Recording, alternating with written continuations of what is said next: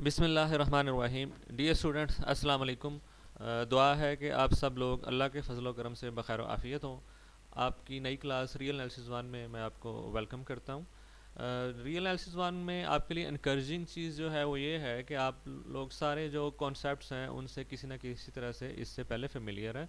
तो हम ज़रा उनको इन डेप्थ जो है स्टडी करेंगे। फॉर एग्ज़ाम्पल जो है रियल एनालिसिस वन में आप लोग रियल नंबर की प्रॉपर्टीज़ स्टडीज़ करेंगे, उनकी अलजेब्राइक प्रॉपर्टीज़, ऑर्डर प्रॉपर्टीज़, ये सारी चीज़ें आपने पढ़ी हुई हैं। इसके अलावा रियल नंबर की सीक्वेंसेस जो हैं उनके ऊपर जो रिजल्ट्स हैं उनकी जो भी प्रॉपर्टीज़ हैं, कन्वर्जेंस है, कॉची सीक्वेंस है, और फॉर एग्जांपल है मोनोटोनिसिटी एट्सेट्रा, इन चीज़ों को स्टडी करेंगे। रियल वैल्यूड फंक्शंस हैं, उनके लिए आप उनकी जो है वो प्रॉपर्टीज़ हैं, उनकी बाउंडेडनेस है, कंटिन्यूस फंक्शंस हैं, यूनिफॉर्मली कंटिन्यूस फंक्शन, लिपशिट्स फंक्शन, फिर डेरिवेटिव्स, इंटीग्रेशन, इस तरह की सारी चीज़ें।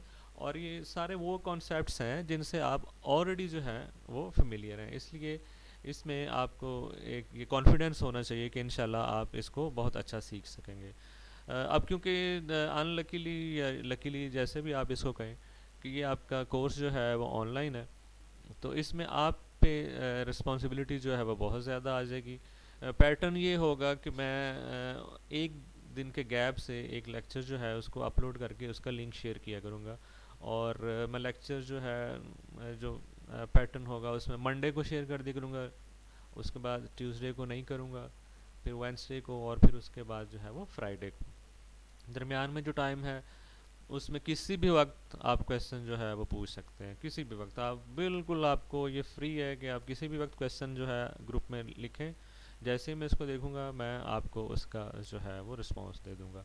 इसके अलावा ऐसे बच्चे जिनकी मैथमेटिक्स अच्छी है, कॉन्सेप्ट्स जो हैं वो अच्छे हैं, वो भी उसमें जो है कमेंट कर सकते हैं। तो इस तरह से ये प्रोसेस जो है ये सारों के लिए बेहतरीन जो है वो होगा कि जिनके पास कुछ नॉलेज है वो शेयर करें। वो शेयर करेंगे तो हो सकता है उनमें अगर कोई प्रॉब्लम है तो वो पता चल जाए और दूसरों का भी फ़ायदा हो जाए। तो इस तरह से जो एक दरमियान में गैप होगा वन डे, उसको आप प्रॉपर आपस में डिस्कशन रखें। फिर उसमें अगर किसी का नेटवर्क का प्रॉब्लम एट्सेट्रा, इस तरह की चीज़ें हैं, कोई बिज़ी है, वो उसको ईज़िली जब देख सके उस लेक्चर को देखे और उसके बाद जो भी उसको प्रॉब्लम है वो पूछ सकता है। और इसके अलावा आप लोग फेमिलियर हैं पैटर्न ऑफ एग्ज़ाम से, ओपन बुक होगा, ठीक है। 30 मार्क्स जो है वो मिड, और फिर 60 मार्क्स फाइनल, और 10 सेशनल्स। इसके अलावा मैंने आप लोगों से कंटेंट्स भी शेयर कर दिए हैं और बुक भी शेयर कर दी। हम बुक्स जो है बार्टल की उसी को फॉलो करेंगे और मोस्टली जो है उसी में से सारी चीज़ें जो है हम स्टडी करेंगे, और वो हमारी रिकमेंडेड बुक्स में से जो है वो एक है। कंटेंट्स जो हैं वैसे तो अगर हम उसको देखें तो वो सुप्रीमम और इन्फीमम से शुरू हो रहे हैं, लेकिन उससे पहले भी कुछ चीज़ें जो हैं वो आप अपने तौर पे जो है सिर्फ लर्न करने के लिए जो है उसको आप पढ़ें। उसमें आप जो चैप्टर वन है उसमें भी कुछ चीज़ें हैं जो सेट्स और फंक्शंस के ऊपर है। फंक्शंस जो हैं हर जगह यूज़ होते हैं और आपको अब आइडिया भी है कि फ़ंक्शन होता क्या है, ठीक है, सेट्स क्या होते हैं, बाइनरी रिलेशन और ये वो सारी चीज़ें। वैसे तो ये मैट्रिक से शुरू हो जाती हैं, लेकिन फिर आहिस्ता आहिस्ता जो है आप इसको सीखते हैं, तो उनको भी देख लीजिएगा, वो चैप्टर वन में आपको मिल जाएंगी। तो इसके अलावा ये है कि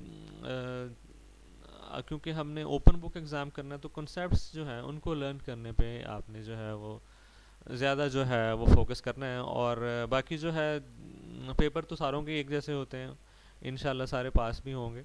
तो आपने अपने लिए सीखना है, यानी कि आपका ऑब्जेक्टिव जो है वो ये होना चाहिए कि ये कोर्स यानी कि सिर्फ पास नहीं करना आपने, वो तो ऑफ कोर्स आप कर जाएंगे, क्योंकि जो बच्चा जो है जो कोई लेक्चर भी नहीं देखेगा उसका पेपर भी वही होगा जो उस बच्चे का होगा जिसने सारे लेक्चर्स जो हैं उनको अच्छी तरह देखा होगा, समझा होगा। क्योंकि आप सारी इन्फॉर्मेशन जो है, टेक्नोलॉजी जो भी है, वाट एवर, वो सारी जो है आजकल शेयर कर लेते हैं।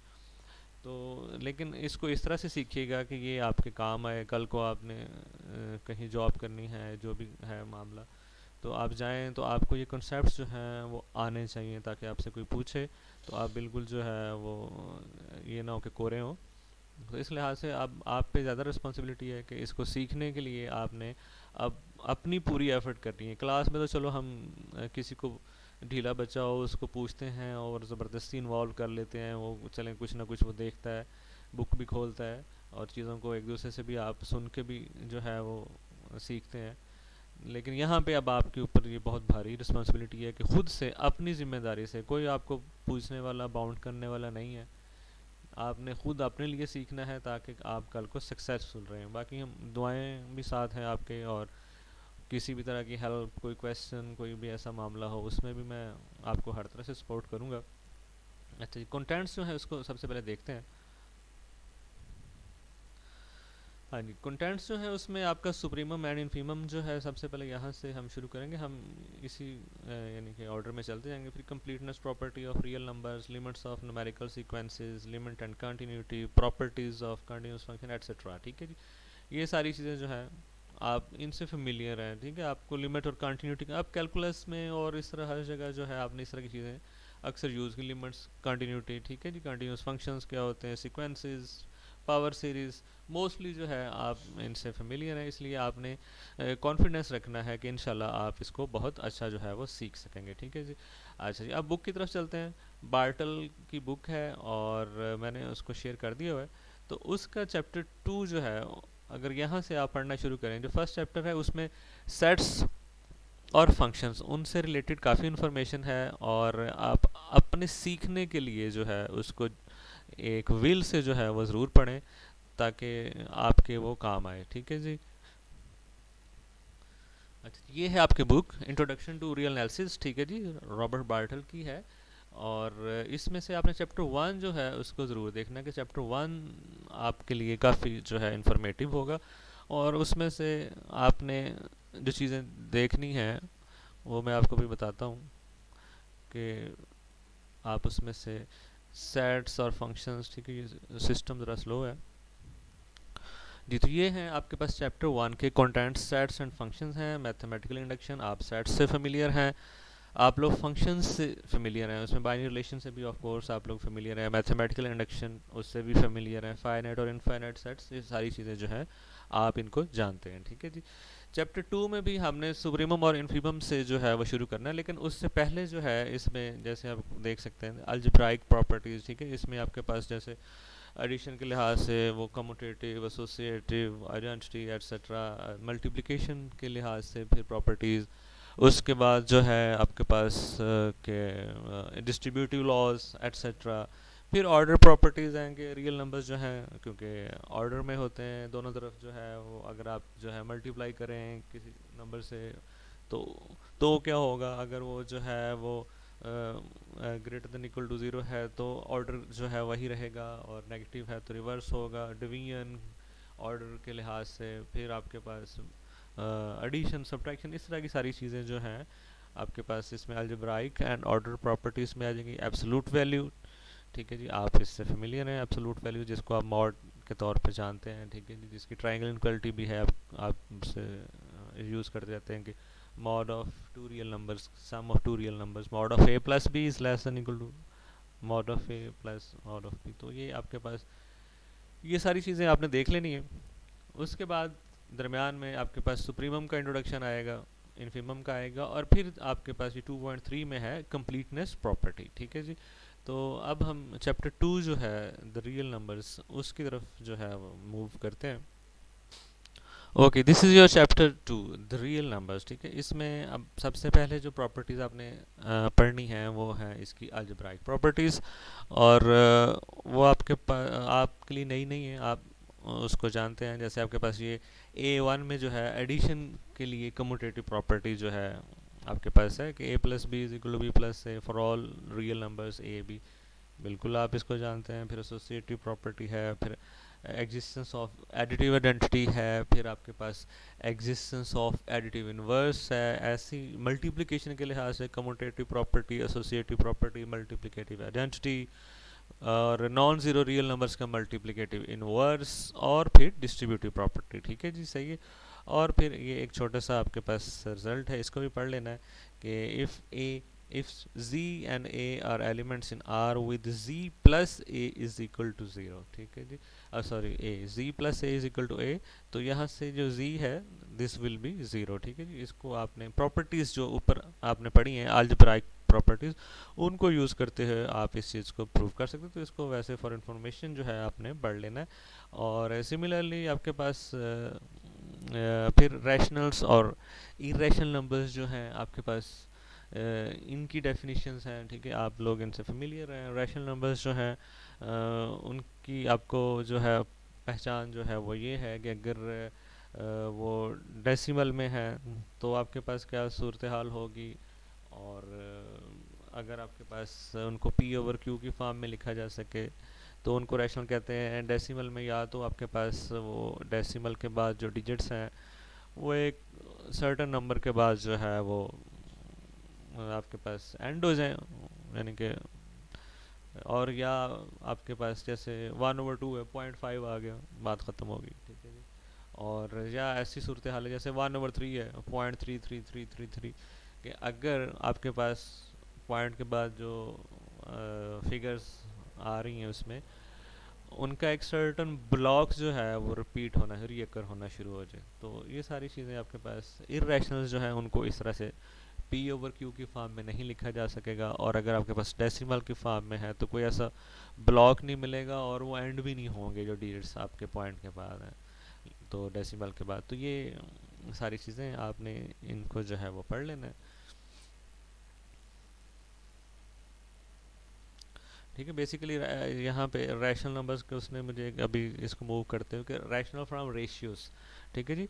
तो रेशियो होती है आपके पास इंटीजर्स की, ठीक है, ये आपके पास रेशियोज ऑफ इंटीजर्स होंगे तो रैशनल होंगे, और अगर आपके पास इरेशनल है तो means they are not ratios of integers.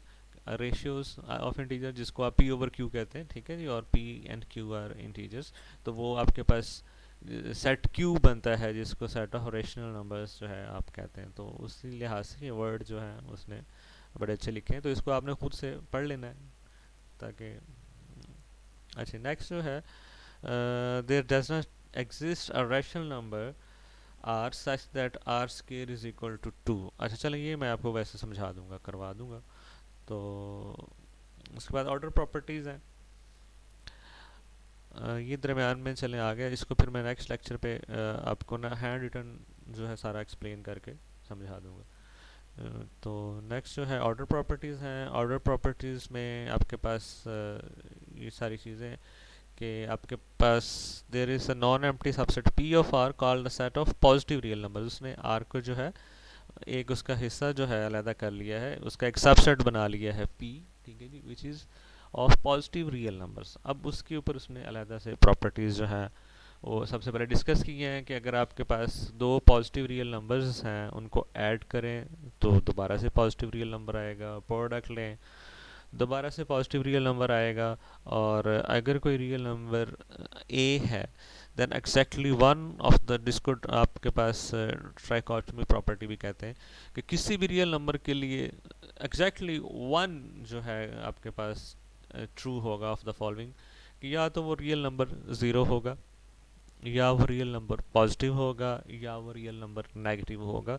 Exactly one जो है इनमें से ट्रू होगा। ये नहीं हो सकता कि वो जी ए जो है वो पी को भी बिलोंग कर रहा है as well as negative P को भी बिलोंग कर रहा है, ठीक है, या ज़ीरो भी है और उसके साथ साथ वो नेगेटिव भी है, तो ऐसा नहीं हो सकता, ठीक है। This is called trichotomy property, ठीक है जी। तो इसको आपने, ये पूरा पैराग्राफ जो है अपने लिए इसको आपने ज़रूर देख लेना है।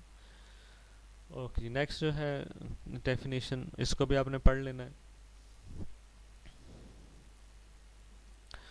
इस थ्योरम जो है इसको भी देख लें। और नेक्स्ट जो है हम ये सारी प्रॉपर्टीज़ के बाद जो है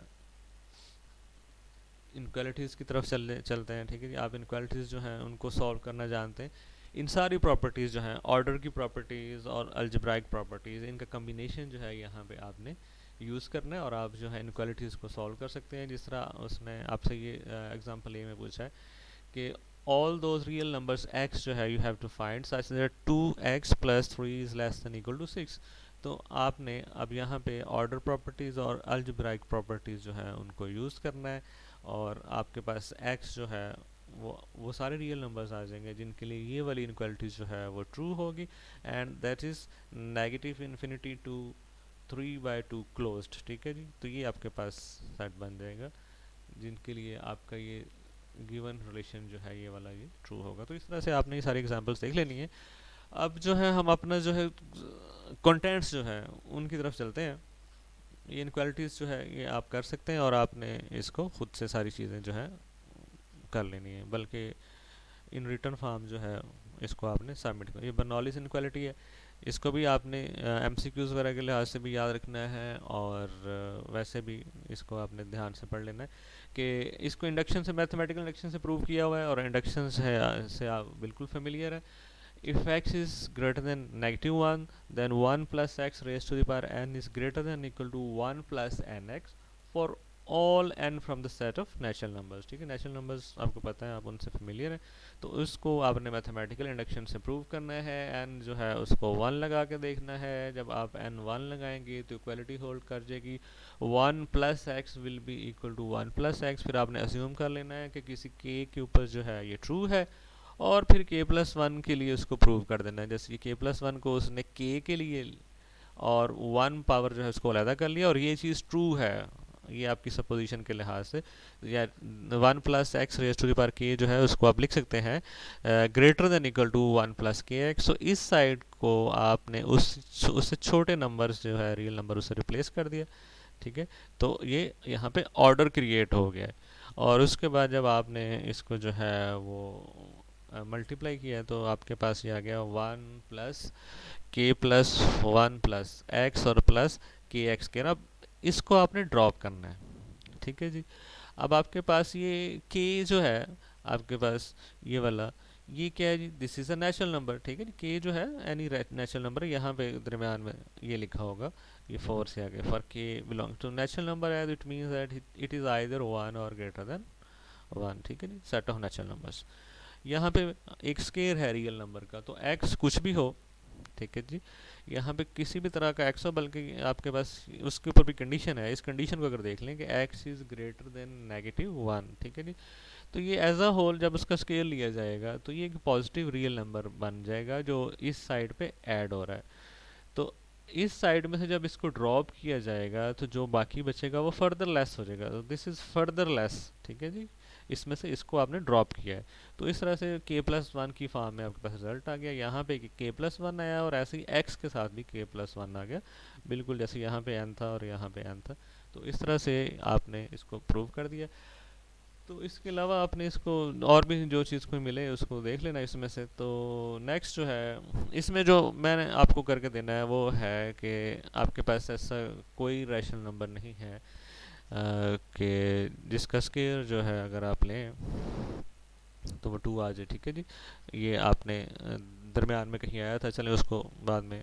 बेसिकली आप ये प्रूव करना चाह रहे हैं कि स्क्वायर रूट ऑफ 2 जो है वो इरेशनल है। ठीक है जी, ये आपने प्रूव करना है, और ये चले मैं आपको कर दूंगा जी। ओके जी, नेक्स्ट जो है अब हम चलते हैं जी सुप्रीमम और इन्फीमम। हमारे कंटेंट्स के अंदर जो सबसे पहली चीज़ लिखी हुई है कि सुप्रीमम और इन्फीमम क्या है। सुप्रीमम और इन्फीमम को समझने के लिए सबसे पहले हमें अपर बाउंड्स और लोअर बाउंड्स जो हैं उनको समझना पड़ेगा। ठीक है जी, तो मैंने एक ही जगह पे दोनों को साथ साथ लेके चला हूँ। मैंने सुप्रीमम को ब्लैक कलर से जो है लिख लिया है वैसे समझने के लिए, और इन्फीमम जो है उसको मैंने ब्लू कलर से लिख दिया है। ठीक है जी, अच्छा, इनको समझने के लिए आपको अपर बाउंड चाहिए और लोअर बाउंड का पता होना चाहिए। Let A B a subset of R. ठीक है जी, कोई सबसेट ऑफ आर है ए, तो एक रियल नंबर u जो है इज सेट टू बी, ठीक है, u फॉर अपर बाउंड इसलिए मैंने इसको u लिखा है, is set to be an upper bound of the set a। अच्छा जी, अपर बाउंड का मतलब क्या है कि जो एलिमेंट्स a के अंदर लिखे हुए हैं वो उससे आगे ना जा सकें। जैसे आपको ये ऑर्डर लिखा हुआ नज़र आ रहा है कि for all a from the set a they can not exceed you, कि यू जो है वो आगे से उनको रुकावट डाल देता है जी, कि आपने ये मैं खड़ा हूँ मुझसे क्रॉस करके आगे नहीं जाना। ठीक है जी, तो U is an upper bound. ठीक है जी, if all for all A from the set A as are less than equal to U. ठीक है जी, ऐसे अगर कोई ऐसा रियल नंबर एल है कि वो पीछे से उनको रोक देता है कि जी आप सेट के अंदर रहें लेकिन मुझसे पीछे नहीं जा सकते, तो ये उसकी लोअर बाउंड हो जाएगी। मींस अब सेट के सारे एलिमेंट्स जो हैं they are either equal to L. ठीक है, ये उनकी हद है, they are either equal to L और they are more than L. तो एल जो है वो लोअर बाउंड होगा, यू जो है वो अपर बाउंड होगा। ठीक है जी। अब इसको समझने के लिए, जैसे आपने एक सेट ले लिया है, ये एक सबसेट ऑफ आर है, इसमें आपके रियल नंबर्स कौन से हैं जी, 1/n, n from the set of natural numbers. n को आप वेरी करते जाएं, 1 2 3 4 सो ऑन, तो आपके पास रियल नंबर्स आते जाएंगे, 1 1/2 1/3 1/4 एंड सो ऑन। ठीक है जी। अब आपके पास इस सेट के जितने भी आप एलिमेंट लिख लें, for all n from the set of natural numbers, ये जो एलिमेंट्स है वो किस फॉर्म में है जी, 1/n। 1/n's they will never exceed 1, ये 1 या उससे पीछे कहीं खड़े होंगे। अगर आप n की जगह 1 लगाएंगे तो 1 बनेगा, और उसके बाद जब 1 से बड़े नेचुरल नंबर्स लगेंगे तो of course they will be less than 1। ठीक है जी। तो ये 1 जो है, this is one of the upper bounds of the set ए। ठीक है जी। इस सेट ए की एक अपर बाउंड जो है वो आपके पास ये आ गई 1। ठीक है जी।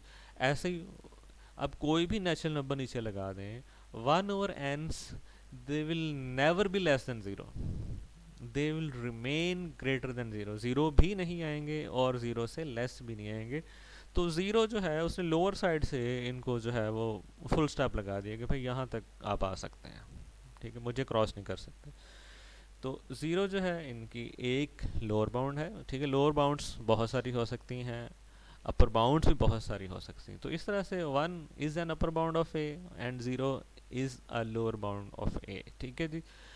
अब any real number which is greater than 1 वो भी अपर बाउंड होगा, and any real number which is less than 0 वो भी एक लोअर बाउंड होगा सेट ए की। ठीक है जी।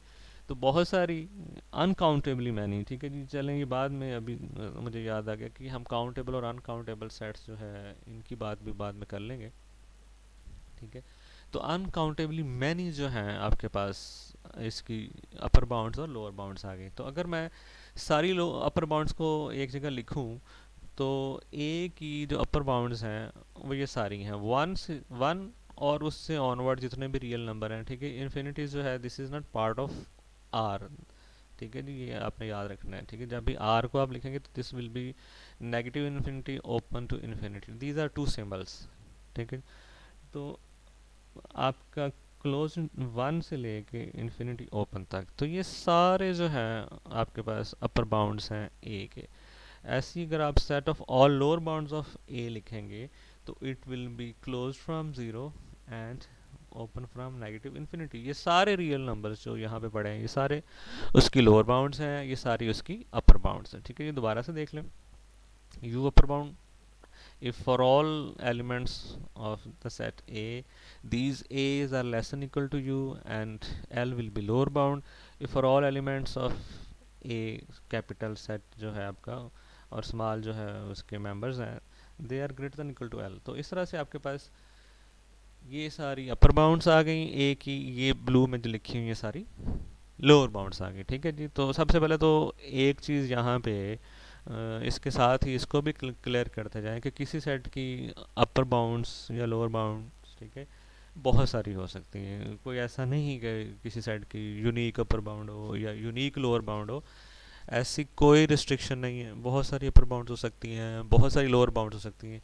अब इससे आगे हम चलते हैं कि सुप्रीमम और इन्फीमम जो हैं वो क्या होते हैं, वो यूनिक होते हैं। ठीक है, उनके लिए यूनिकनेस है। अच्छा जी, सुप्रीमम जो है उसको देख लें जी, क्या है जी। सुप्रीमम जो होता है this is the least of all upper bounds. आपके पास बहुत सारी अपर बाउंड्स हो सकती किसी सेट की, उनमें से जो लीस्ट है, यानी कि अपर बाउंड्स वाले सेट में उससे छोटा कोई ना हो। ठीक है जी। That is in over case आपके पास ऑल अपर बाउंड्स आपने लिख के देखी सेट ए की, तो वो थी ये वाली, ये सेट 1 से शुरू हो रहा था और जो भी एंड तक सारे रियल नंबर्स जो थे ये सारी उसकी अपर बाउंड थी। तो इनमें से लीस्ट अगर आपसे पूछा जाए तो वो क्या होगा, 1। 1 is the least of the, बाकी सारी अपर बाउंड्स क्या हैं, इससे बड़ी। तो इसलिए supremum of this given set A is 1।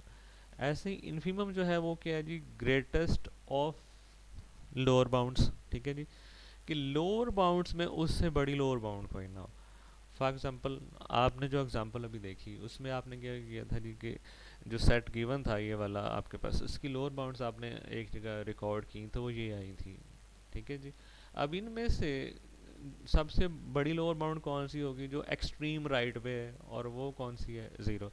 तो ज़ीरो जो है this is the greatest of the lower bounds, तो ये होगा infimum. Supremum least upper bound, infimum greatest lower bound, ठीक है जी। तो इस केस में इन्फीमम आपका हो गया ज़ीरो। अच्छा जी, अब इसके साथ ही थोड़ा सा डिफरेंस भी समझते हैं कि सुप्रीमम और मैक्सिमम और इन्फीमम और मिनिमम, ठीक है। कभी आपसे कोई कहीं एमसीक्यूज में ऐसा सवाल भी आ सकता है। अच्छा जी, अब आपने देखा कि यहाँ पे कि अच्छा इसमें एक और चीज़ भी साथ ही हो जाए कि सुप्रीमम और इन्फीमम का किसी सेट के जो है ज़रूरी नहीं कि उस सेट को बिलोंग करें, ठीक है जी। एक चीज़ तो ये भी याद रखनी है कि आप किसी सेट ए का सुप्रीमम ले रहे हैं तो वो ज़रूरी नहीं है कि सेट ए को बिलोंग करे, या सेट ए जो है उसका कोई इन्फीमम ले रहे हैं तो वो ज़रूरी नहीं उसको बिलोंग करे। फॉर एग्ज़ाम्पल ये जो ज़ीरो है, ये इन्फीमम जो है आपके इस set one over N N from N, this is not a member of this set, one है, ठीक है जी। जब आप यहाँ पे n को पहला नेचुरल नंबर जो है वो पुट करते हैं वन, तो वन ओवर वन जो है वो वन हो जाता है, तो सुप्रीमम आपके सेट के अंदर ही है। जबकि इन्फीमम जो है वो वन ओवर एन में n कुछ भी लगा दें वो कभी ज़ीरो नहीं आएगा। कभी आप लिखते जाएं, ठीक है, लिख के कभी भी आप उसको ज़ीरो नहीं बना सकते, ठीक है। वो अलग बात है जिस तरह हमने उसको पढ़ा हुआ है कि it will approach to zero, लेकिन कहाँ ये आप जो है नहीं बता सकते, नहीं लिख सकते, ठीक है। ज़ीरो को अप्रोच करेगा, ज़ीरो आएगा नहीं, तो zero is not a member of your this set, इस सेट का मेंबर नहीं है। फर्दर भी हम चलें इसको और तरह से भी देख लेंगे कि सुप्रीमम और इन्फीमम का अपने ही सेट को जिसके वो सुप्रीमम और इन्फीमम होते हैं उसको बिलोंग करना जो है वो ज़रूरी नहीं है, ठीक है जी। तो सबसे पहले जो है आपने ये देखा कि सुप्रीमम और इन्फीमम जो है वो ज़रूरी नहीं है कि सेट को बिलोंग करे, हो भी सकते हैं सेट के अंदर और नहीं भी हो सकते, ठीक है जी। लेकिन अब फ़र्क ये याद रखना है कि मैक्सिमम और मिनिमम ये हमेशा सेट के अंदर से होते हैं। तो ऐसा सुप्रीमम जो खुद भी सेट का हिस्सा हो, जैसे वन है, ठीक है जी, one is a supremum and as well as it belongs to the set, तो वन मैक्सिमम भी बन जाएगा। ऐसे ही ऐसा इन्फीमम जो इन्फीमम भी हो और सेट को बिलोंग भी करता हो वो मिनिमम बन जाएगा, ठीक है जी। अब इस केस में आपके पास सेट का मैक्सिमम है क्योंकि उसका जो था सुप्रीमम वो वन था और वो सेट का हिस्सा है, तो सेट का मैक्सिमम मौजूद है, लेकिन सेट का मिनिमम मौजूद नहीं है क्योंकि सेट का इन्फीमम ज़ीरो है और वो उसको बिलोंग नहीं करता, ठीक है जी। तो यही चीज़ आपने यहाँ पे इसको मैंने लिखा है कि in the above example one is supremum as well as maximum of the set, but zero is infimum of the set A but not minimum, ठीक है जी। मिनिमम नहीं है ज़ीरो क्योंकि इन्फीमम तो है पर सेट को बिलोंग नहीं करता, ठीक है। तो ये आपने फ़र्क जो है वो याद रखना है, ठीक है, मिनिमम और उसमें इन्फीमम में, और मैक्सिमम और सुप्रीमम में, ठीक है जी। अब अगर आपके पास कोई सेट ऑफ रियल नंबर्स है वो बाउंडेड अबव है, तो लाजमी है कि उसका, ये हम बाद में नेक्स्ट लेक्चर में इंशाल्लाह इसी को कंप्लीटनेस प्रॉपर्टी के नाम से हम पढ़ते हैं, तो उसको चले हम नेक्स्ट लेक्चर में रखते हैं कि अगर कोई non empty set of real numbers bounded above है तो उसका सुप्रीमम लाजमी एग्जिस्ट करेगा, मैक्सिमम करे ना करे। ऐसे ही non empty set of real numbers जो है वो बाउंडेड बिलो है, उसकी लोअर बाउंड्स एग्जिस्ट करती हैं, तो उसका इन्फीमम भी लाजमी एग्जिस्ट करेगा, और मिनिमम जो है वो चाहे हो या ना हो, ठीक है जी, सही है। तो ये थोड़ा सा इनमें डिफरेंस हो गया। अच्छा जी, अब नीचे वही चीज़ मैंने लिख दी है कि if supremum belongs to the set it becomes maximum, and similarly if infimum belongs to the set it becomes minimum element, ठीक है जी। अब आपके पास ये मैंने ओपन इंटरवल लिखा है ज़ीरो से लेके वन तक, this is a subset of R, ठीक है जी, this is a subset of R, ये इंटरवल है ज़ीरो से लेके वन तक ओपन। अब इस सेट के अंदर मिनिमम एलिमेंट कोई नहीं है, ठीक है। आप ये नहीं कर सकते कि जी क्योंकि ज़ीरो है तो इसका हिस्सा नहीं है, ज़ीरो से नेक्स्ट वाला ये है जी जो सेट को बिलोंग करता है और ये मिनिमम नहीं, आप लिख नहीं सकते, ठीक है। रियल नंबर्स के अंदर आप ये बता ही नहीं सकते कि ये दो रियल नंबर्स जो हैं ये कंसेक्टिव हैं, इस रियल नंबर के बाद दूसरा आएगा। यही इनकी अनकाउंटेबिलिटीज़ जो है वो होती है बेसिकली, कि आप इन पे टैगिंग नहीं कर सकते, इनको तरतीब से खड़ा नहीं कर सकते कि ये रियल नंबर है, इसके बाद यही आएगा, दरमियान में कोई नहीं है, फिर उसके बाद वो वाला आएगा, और इनके दरमियान में कोई नहीं, ठीक है। जैसे आप चीज़ों को तरतीब दे सकते हैं। आप नेचुरल नंबर्स की बात करते हैं तो आपको पता है 1 के बाद 2 ही आएगा, दरमियान में कभी कोई और नेचुरल नंबर नहीं आएगा। 2 के बाद 3 ही आएगा, ठीक है जी, और इनके दरमियान में कभी कोई और नहीं आएगा। This is accountability. काउंटेबिलिटी का मतलब हरगिज़ ये नहीं है कि सेट फाइनाइट है, ठीक है जी। काउंटेबिलिटी जो है वो बड़ी चीज़ है। अगर फाइनाइट है सेट आपके पास, ठीक है, उसके नाम कंटेंट्स जो है फाइनाइट लिखे हुए फॉर्म में मौजूद हैं तो भी वो काउंटेबल है, और अन इनफाइनाइट हो के भी वो काउंटेबल हो सकता है। तो आमतौर पे हम उसको जो कहते होते हैं वो इस तरह से कि जो set set of natural numbers के साथ 1 to 1 करस्पॉन्डेंस रखता हो उसको आप काउंटेबल कहते हैं। सेट ऑफ नेचुरल नंबर्स है, अगर इसको काउंट किया जा सकता है तो आपके पास इंटीजर्स को भी काउंट कर सकते हैं। इंटीजर्स क्या है? एक दफ़ा सेट ऑफ नेचुरल नंबर, फिर दूसरी दफ़ा सेट ऑफ नेचुरल नंबर साथ नेगेटिव लगा के, और फिर जितनी काउंटिंग हो जाए उसमें एक ज़ीरो एक्स्ट्रा काउंट कर लें, हो गया। उसके बाद आपके पास ये दोनों काउंट हो गए जब सेट ऑफ इंटीजर्स, तो फिर इंटीजर्स के आपने रेशियोज बना लेनी है, रैशनल्स भी काउंटेबल हो जाएंगे, ठीक है जी। तो इस तरह से अगर काउंटेबल सेट्स हैं तो उनके कार्टेशियन प्रोडक्ट भी काउंटेबल होते हैं। तो ये सारी चीज़ें जो है इनको आप देख देख लें, आपको ये मिल जाएंगी, और दरमियान में हम भी जहाँ जहाँ आएंगी साथ साथ इनको मैं एक्सप्लेन भी करता जाऊँगा, ठीक है जी।